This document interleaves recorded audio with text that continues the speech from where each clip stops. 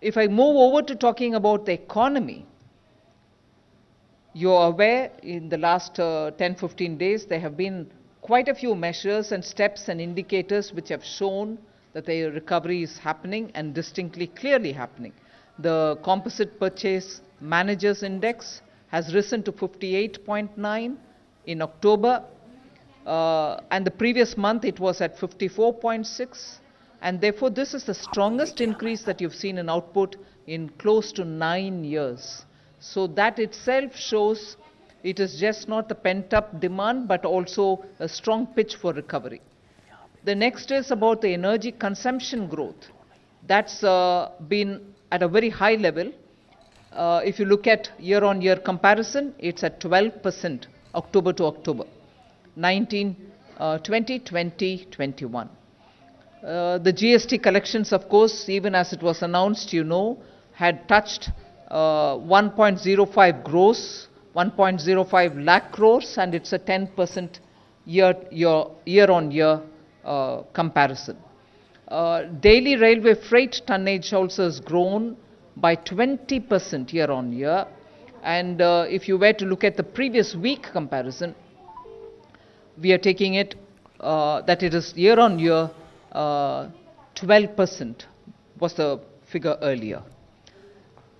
Bank credit, which most often we have this little worry that credit flow is slowed, but I would like to say here, bank credit year-on-year growth improved by 5.1% as of 23rd October 2020.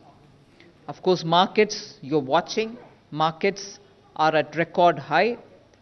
Record market capitalization is happening.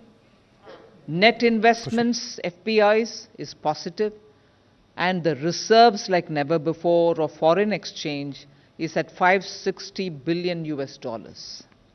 Now, you also know that the RBI has now announced that it will come out with a monthly report of how the economy is moving.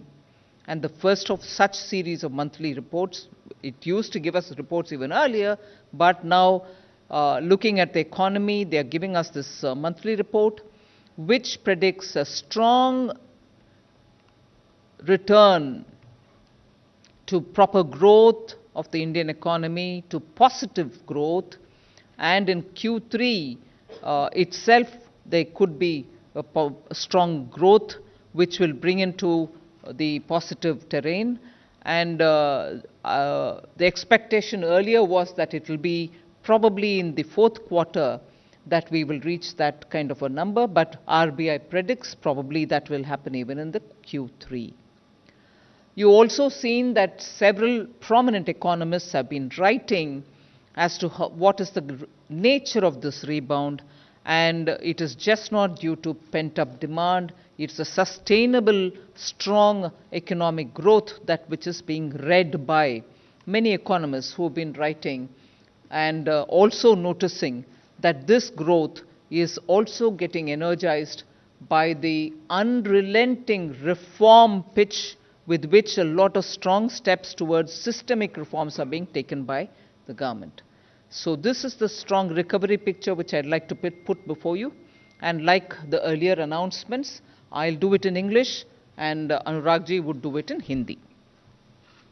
Before I go in for the Hindi, it's also important for us, and I'm sure many of you all have noticed, that Moody's today have come out with the numbers for Indian economy, saying that earlier they were talking about 9.6 negative growth for India, which they have now reassessed and said that it won't probably be at 9.6 negative, it might probably just be 8.9 negative.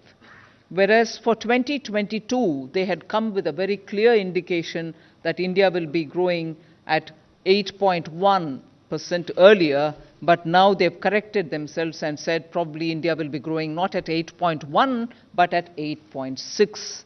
So even these kind of assessments which are being made by agencies are indicating that there is a correction which is happening in a positive direction for India.